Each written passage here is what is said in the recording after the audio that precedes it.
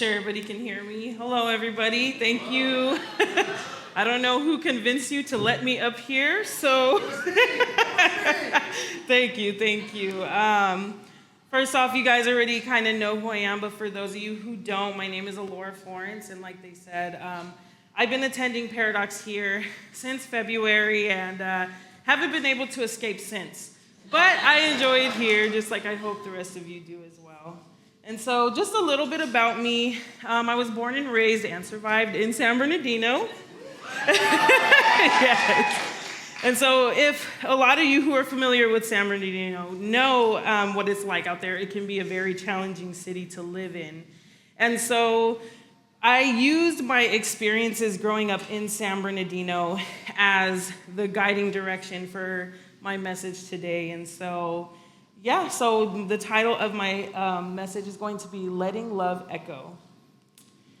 And so the first thing I wanted to write up is that if trauma can echo through generations, then so can love.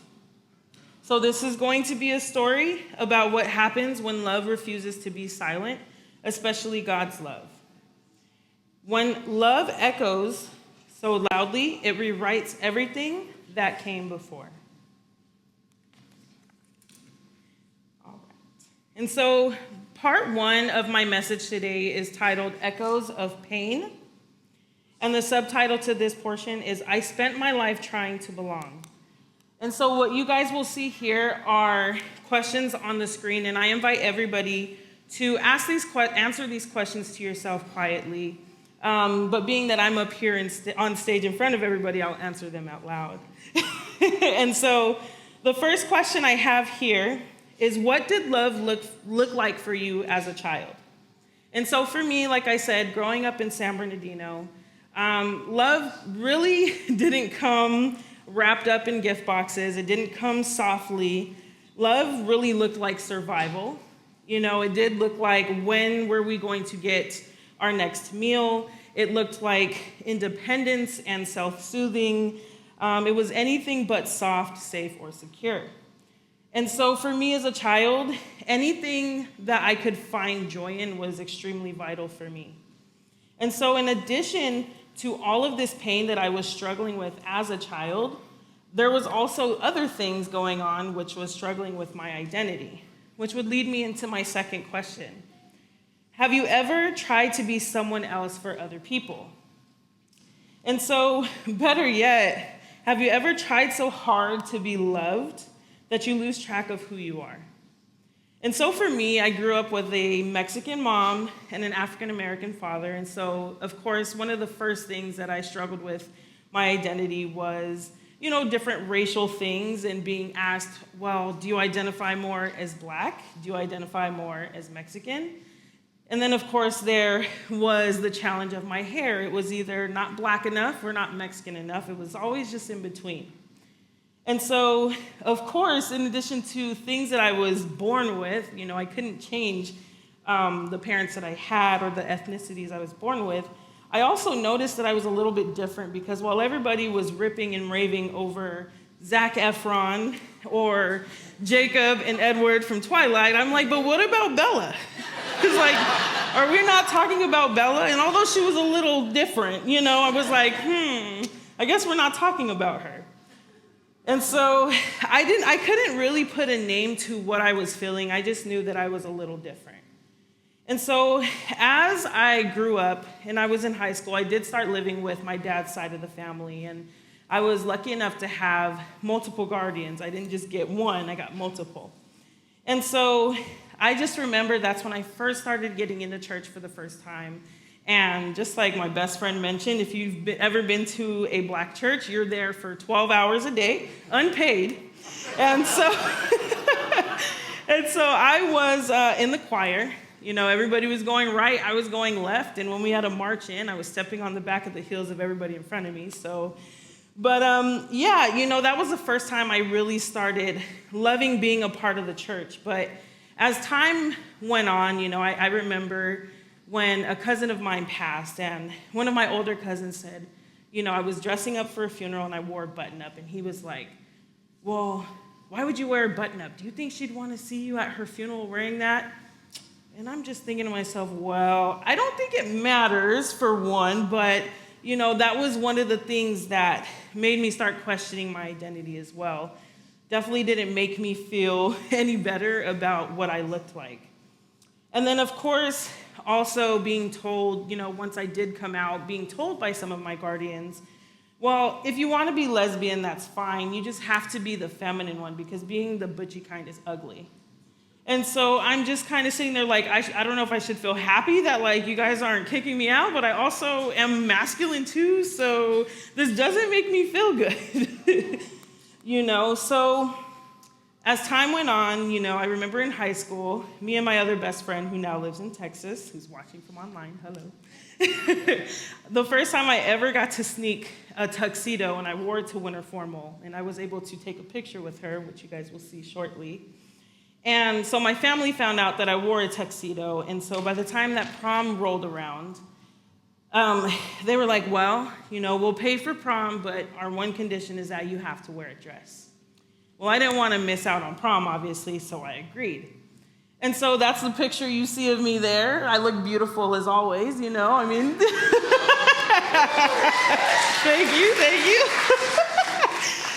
But even though I'm smiling in this picture, by the time I got to prom, I did not look like that. All the acrylic nails that I got done were ripped off. My hair was taken down. The heels were thrown away, and I spent my whole prom running away from everybody because I just did not want anybody to see me like that. And so it wasn't that I wasn't trying to be feminine, and it wasn't that I was trying to reject my femininity. It was just that I wanted to be me, and I wanted to be more comfortable. And so that would lead me into question 3. And so this part is a little bit heavier, and it's more vulnerable for me to ask, and so I ask you guys as well. Did you ever ask God, why me? And so as a child, I would also ask that question, and I would ask, what is the point of all this pain? At that time, maybe 5, 6 years old, I remember, my cousins and other kids, they were probably praying for toys and games while I was praying at 5, 6 years old not to wake up the next morning. It's not that I didn't want to live, it's just that I wanted to escape what I was going through, and I wanted to escape the confusion with my identity. I was definitely mad at God for asking, and asking him, what did I do? What did I do that was so terrible for me to deserve this? And so the only thing I could do at that time was listen to music. Back then, had the CD players, if they had a scratch in it, it was like the worst time ever, but music became my friend. And, at that time, I became really silent. I didn't really like to talk to people because there really wasn't a lot of adults or anyone who would listen. And so to end this section with question 4, what was the result of all of this? And as a child, I didn't realize that waking up every day was not my punishment. It was actually my prophecy. It's crazy to think that the life I was begging to escape would one day be the life that I'm so proud to stand in and share with everyone today. Thank you. And so that brings me to part 2, which I titled Echoes of Shame. And the subtitle for this is I Thought God Wanted Me to Change. And so the first question here is, what did people tell you growing up that made you feel shameful? So a lot of the time, people associated me being lesbian with my trauma. And for a while, I used to believe them, or I thought maybe it was true because I was confused. And again, a lot of the time I was told, well, how do you know you're a lesbian if you've never been with a man? And I was like, you know what? You're not wrong. And so, spoiler alert, it didn't work. Right? And so, but I spent a lot of my time thinking that if I healed myself, that I'd be straight, that if I dated men, that I'd be better. And so I ended up putting myself in uncomfortable positions to see if I was straight, but really the only thing that it did was make me feel unsafe in regular feminine clothes. And so I avoided dressing feminine and wearing anything that's feminine so that I can try and protect myself from any unwanted attention that could eventually lead to any kind of harm. So again, it wasn't that I never wanted to be feminine, because I still do feminine things, as my wife says. I act more feminine than she does at times. But overall, it's not that I'm trying to be something or trying not to be something. It's just I wanted to be me, like I said.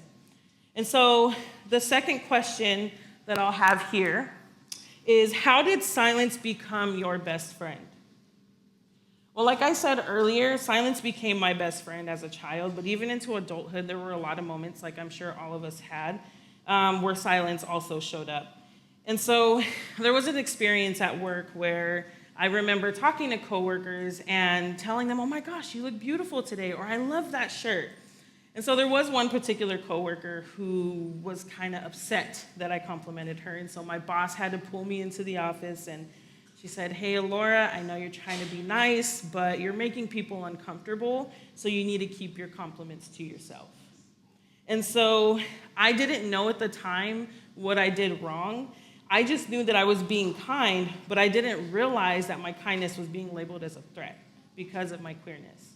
And so, again, it was something that I had to learn, that it wasn't me, because I knew from my heart that I was just being nice. And a lot of the times when you're masculine presenting, people tend to misinterpret your kindness for other things.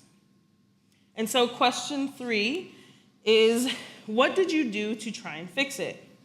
At 19, I definitely hit rock bottom. I did become homeless shortly, and my cousin noticed that I was living on the street and told my aunt, and immediately, with no questions asked, my aunt took me in. So she took me in 2 days before Christmas, and that was probably one of the first times that I started feeling what home was like. And so as I was living there with her, I decided to go back to church with her.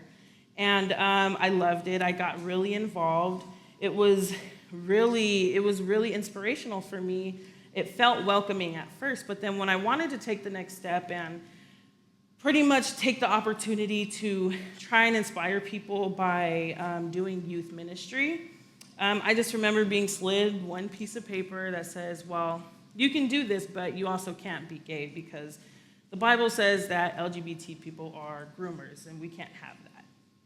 And so when I saw that, I immediately left, and again, I was mad at God. And I knew that there was no longer a space for me there. And so as a result, with our fourth question, what was the result of this?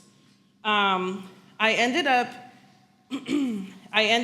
finding different ways to make myself find a healthy space. Because of my experience, I decided to heal on my own. I went and did therapy. I tried to find multiple places where I was going to be loved for being me. Over the years, I got back into poetry, which is something that I still love. And I did find myself practicing spirituality, which helped me eventually learn that I was made to be exactly who I am. And that takes me into part 3, echoes of love. But God never left. So this question is, what was your pivotal moment? So when I found Paradox earlier this year, I realized it was never God who rejected me, it was the people who used his name. But when I walked into Paradox for the first time with my now wife, thank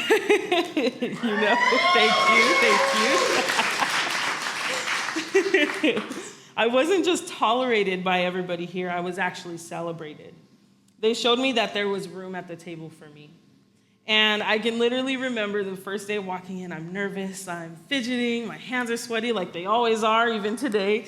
And I just remember the first hello I got right in this corner over here. "Hi, are you new here? Fill this card out. Oh, I'm so happy you're here." And so it was definitely a pivotal moment for me, because I'm like, oh my gosh, I finally feel like I'm found a place where I belong. And so it was definitely scary for me, and it was hard because I had to try and trust that I wasn't going to walk into another space that was going to hurt me. And so moving on to the second question, Who is my biggest inspiration? So who was your guys' biggest inspiration?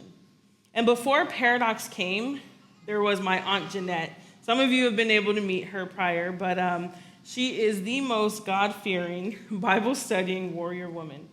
So she is the one person in my life who loved me without restrictions. There wasn't any verse in the Bible. There was never any pastor or any church who could tell her otherwise, that I wasn't worthy of love.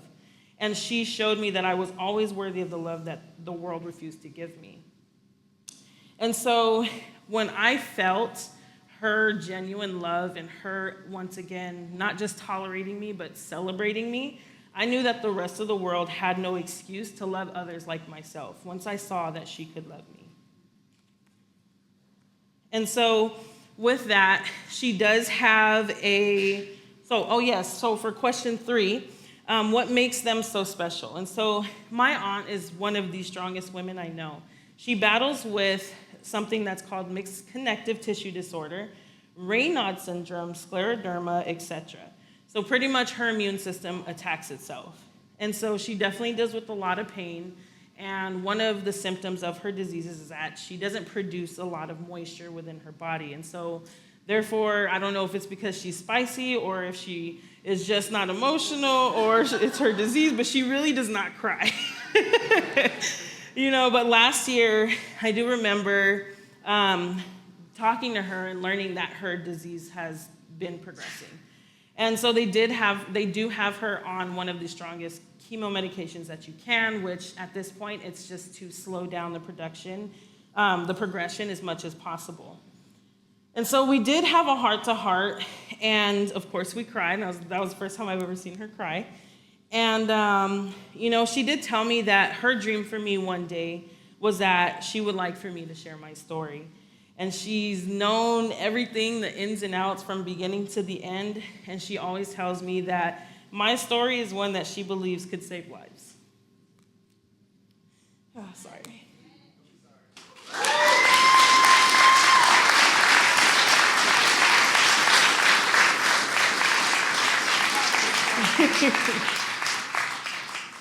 And so what was the result of all this? Well, now I'm standing in her dream, mine as well.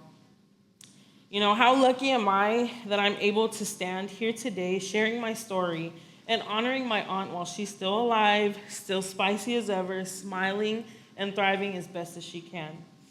She always felt that I was the one person that the world needed to hear. And so part 4, this one is titled, Let Your Love Echo. How do I let my love echo? And so the first question I have for everybody is, what is a quiet thing that you can do that will make a loud difference? For me, I think especially in times right now, a lot of us are standing together to fight against what's wrong or right. It's no longer about black and white. It's no longer about red versus blue. It's about what's wrong versus what's right. But at the same time, what if it isn't about us yelling our beliefs or trying to convince others to follow us and what we believe in? And what if we don't have an audience to stand by us as we're loving people quietly? Maybe it's the way that we can love people who feel the most unlovable. Maybe we can quietly love our neighbors who have the most differences with us and make a loud difference by doing so. Again, no audience needed. So that brings us to the second question. What do you think that God is or was trying to do? So for me, I used to think that God wanted me to shrink myself or change my sexuality. But now I know that God was not trying to change me to fit in the world, but he was trying to change the world to make space for me so that I could speak. He gave me legs strong enough so that I could stand. He gave me the ability to give love, to receive love, and most importantly, so I could be here today. And now I am, and I've been brave enough to be me. Thank you. Thank you. And that brings us to our third question, is how do we echo love? And so for me, again, just like Pastor Craig always says, you don't always have to agree with everything we say, but for me, I challenge everybody to start at home, to echo love into our homes, because then our kids will take it into their schools and echo love with their peers. Take it to your workplace and echo love with even our most annoying or hard boss to deal with. Echo it into our neighbors so that they can take it into their own homes, into the communities, and into the churches that we step foot in. Because eventually when we branch out and continue to echo this love, it can eventually reach everyone.